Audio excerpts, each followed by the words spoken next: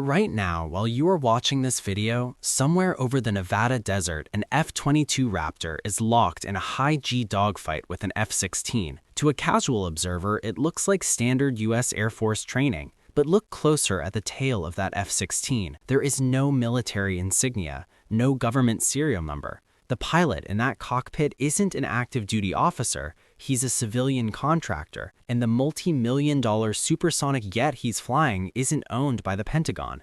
It's owned by a private corporation. Most people assume that the world's most advanced fighter jets belong exclusively to nation-states. We think of air power as a symbol of government sovereignty, but over the last decade, that reality has quietly shifted. There is a new class of invisible air forces, private companies like Draken International, Top Aces, and Air USA that own more tactical fighter jets than most European countries. So why would the most powerful military on Earth pay private companies to attack its own pilots? Because, much like the commercial airlines, the Pentagon realized that owning everything is a financial disaster. To understand this, you have to look at the brutal math of modern air combat. A single F-35 Lightning II costs around $80 million to buy, but that's the cheap part. To actually fly it costs about $35,000 every single hour. If you want to train an F-35 pilot for combat, they need someone to fight against, what the military calls red air or aggressor training.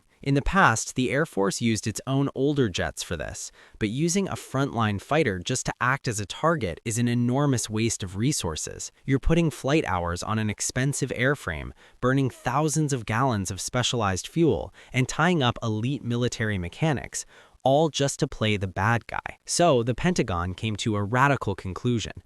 Instead of owning the bad guys, they decided to rent them. By hiring a private company to provide the enemy, the Air Force saves billions. These companies fly refurbished jets, older F-16s, Mirage F-1s, even Soviet-era MiGs that cost a fraction of what an F-35 costs to operate. The military gets world-class training, and the private companies get a steady billion-dollar stream of taxpayer money. So if you're a private company, how do you start an Air Force from scratch? You can't exactly walk into a Boeing dealership and buy a fighter jet. Instead, these companies act like global scavengers. When the Jordanian Air Force retires its F-16s or the Israeli Air Force moves on from its older A-4 Skyhawks, these private firms are waiting with checkbooks open. Take Top Aces, a company based in Montreal. They became the first private company in the world to own and fly the F-16. They didn't get them from the US, they bought them from Israel. And then there is Draken International. They built a fleet of over 100 tactical jets by buying up surplus inventory from countries like New Zealand and Spain. Today, they operate out of Nellis Air Force Base,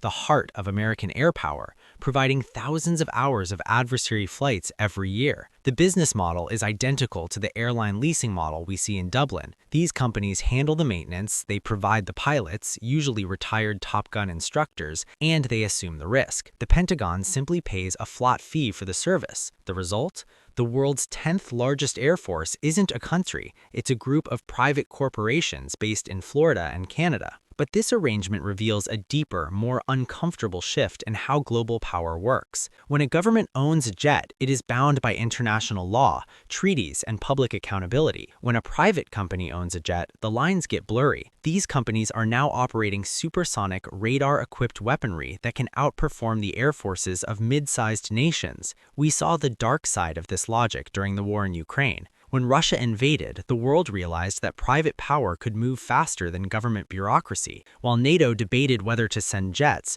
private contractors were already looking at the logistics. There is also the invisible landlord problem. Just like the airline lessors in Ireland, these private air forces are essentially immune to the risks of war. If an Air Force jet is shot down, it's a national tragedy and a political crisis.